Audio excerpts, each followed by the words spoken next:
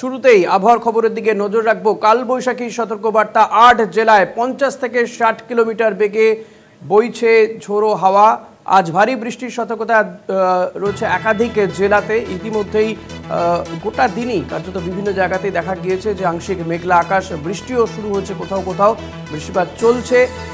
আগামী বেশ কয়েকদিনই কিন্তু বৃষ্টির পূর্বাভাস দিচ্ছে কালবৈশাখীর সতর্কতা ৮টা জেলাতে। কোন কোন জেলায় সতর্কতা জানবো, আমাদের প্রতিনিধি শাশ্বতী রায় রয়েছে আমার সঙ্গে এই মুহূর্তে সরাসরি নিউজ রুমে। শাশ্বতী, যেটা জানতে চাইবো যে কোন কোন জেলায় এই কালবৈশাখী সতর্কতা জারি হয়েছে এবং আগামী কতগুলো দিন এই ধরনের বৃষ্টিপাত বা ঝোড়ো হাওয়া বইবে? একবারে দেখো, আলিপুর আবহাওয়া দপ্তরের তরফ থেকে যেমনটা জানানো হয়েছে যে ৮ জেলার ক্ষেত্রে বিশেষ করে সতর্কবার্তা জারি, এবং তার মধ্যে যেরকম রয়েছে ২ মেদিনীপুর এবং ঝাড়গ্রাম, তার পাশাপাশি কলকাতা সহ দক্ষিণবঙ্গের বেশিরভাগ জেলা, বাঁকুড়া, পুরুলিয়া, বীরভূম, হুগলি, হাওড়া সমস্ত জেলার জন্যই কিন্তু রয়েছে সতর্কবার্তা। কারণ ৫০ থেকে ৬০ কিলোমিটার গতিবেগে বইতে পারে ঝোড়ো হাওয়া, এবং একাধিক জায়গাতে ইতিমধ্যেই কিন্তু বৃষ্টি চলছে, তার সঙ্গে সঙ্গে হাওয়ার দাপটও যথেষ্ট মাত্রায় রয়েছে।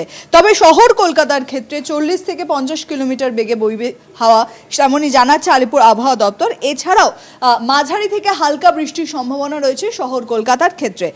উত্তরবঙ্গের সব জেলাতেও কিন্তু আজকে জারি রয়েছে বৃষ্টি, সেক্ষেত্রে ৪০ থেকে ৫০ কিলোমিটার বেগে সেখানেও ঝোড়ো হাওয়া বওয়ার ইঙ্গিত রয়েছে।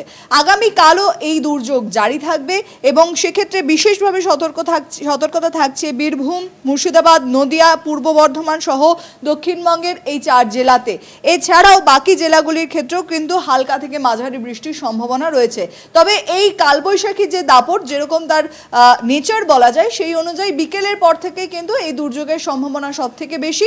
বিক্ষিপ্ত হবে বিভিন্ন জেলায় এক একটি সময়ে কিন্তু ধেয়ে আসছে এই কালবৈশাখী, যার প্রধান কারণ প্রচুর পরিমাণে জলীয় বাষ্প বঙ্গোপসাগর থেকে দক্ষিণবঙ্গে প্রবেশ করছে। কার্যত সারা রাজ্য জুড়েই এই জলীয় বাষ্প তার বিস্তার করেছে, এবং যার জেরে স্থানীয় মেঘের সঞ্চার হয়েই এই বৃষ্টিপাতের ইঙ্গিত দিচ্ছে আলিপুর আবহাওয়া দপ্তর। তবে আগামীকাল পর্যন্ত জারি থাকবে এই বৃষ্টিপাত। সেক্ষেত্রে যেরকম আগামীকাল শহর কলকাতাতেও হালকা থেকে মাঝারি বৃষ্টি হতে পারে, তবে বিকেলের দিকে এই বৃষ্টি কিন্তু কিছুটা হলেও বাদ সাধতে পারে আইপিএলে।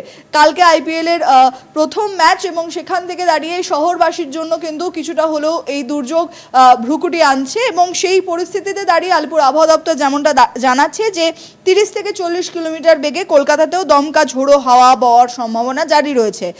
উত্তরবঙ্গের ৪ জেলাতে, বিশেষত মালদা, দক্ষিণ দিনাজপুর, কালিম্পং এবং আলিপুরদুয়ারে জারি থাকছে বিশেষ সতর্কতা। সেখানে ৪০ থেকে ৫০ কিলোমিটার বেগে বইতে পারে ঝোড়ো হাওয়া, এবং বাকি জেলাগুলিতেও কিন্তু হাওয়ার দাপট থাকবে, তার সঙ্গে সঙ্গে হালকা থেকে মাঝারি বৃষ্টির সম্ভাবনার কথা জানানো হচ্ছে আলিপুর আবহাওয়া দপ্তরের তরফ থেকে। ঋষিকেশ, অনেক ধন্যবাদ।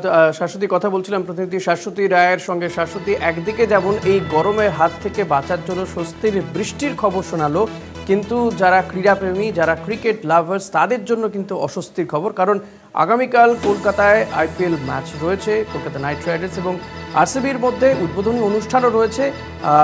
এই বৃষ্টি কালবৈশাখীর জেরে কি বন্ধ হয়ে যাবে আইপিএলের ম্যাচ, প্রথম ম্যাচ, তা নিয়ে কিন্তু একটা আশঙ্কা দেখা দিয়েছে।